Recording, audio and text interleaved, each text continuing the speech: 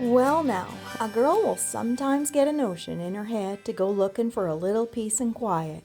She traveled to one of the most remote places in North America, searching for absolute silence, and instead she found a whole heap of something else. She thought she'd discovered paradise in Montana's Mission Mountains, and for a fleeting moment, it surely was perfect. But this paradise, see, it had guardians. And I ain't talking about grizzly bears. I'm talking about an army of tiny, relentless defenders that turned her dream into a real predicament. They were small, they were vicious, and they were just about everywhere she looked.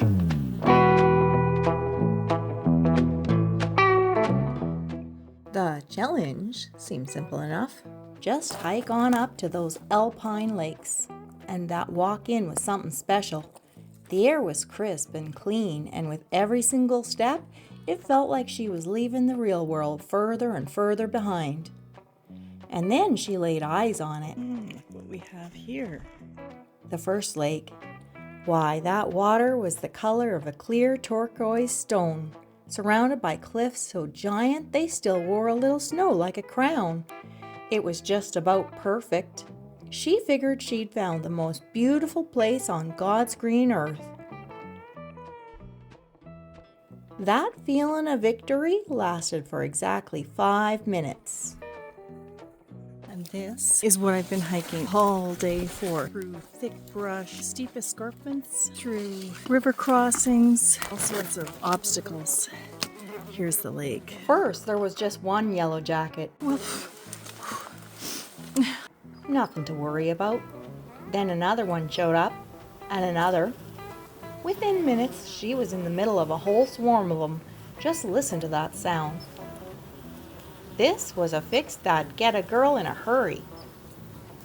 guys, it's 7 o'clock p.m. I think I'm going to take this site. It's not bad. I've got firewood, a fire ring. I have a few places, a few options for a tent. Scratching my head because it's a bit rocky and unlevel. But overall, I've got a nice view of the lake, the best I've found so far. And I'm going to settle down for the night, start a smudge. Her plan was to sit a spell and enjoy the view, but instead she had to keep moving nonstop. If she stood still for even a few seconds, she'd get plain swarmed. Now that's its own kind of torture. To be in one of the prettiest places in the whole world and not be able to enjoy it for a single second, that buzzing just never did stop.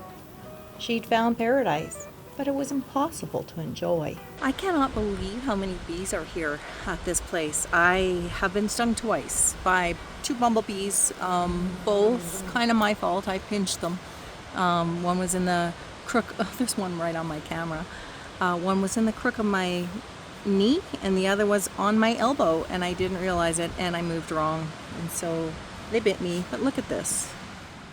I'm like in a constant state of swatting them away. Ugh.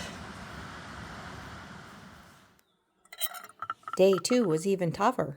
She was worn slap out and was mighty close to quitting this whole idea and just heading on home. But on the 3rd day, she got herself a wild notion.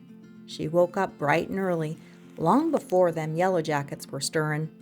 She ran down to the lake and jumped right in.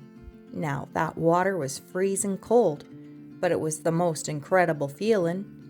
All that frustration just seemed to wash away. And as she was floating in that cold water, she finally started to understand. She came out here to be alone, but that was the wrong way of thinking about it. This place wasn't just for her. Them Yellowjackets weren't trying to attack her, they just plain lived here. She was getting all heated up because she expected this place to be some 5-star hotel.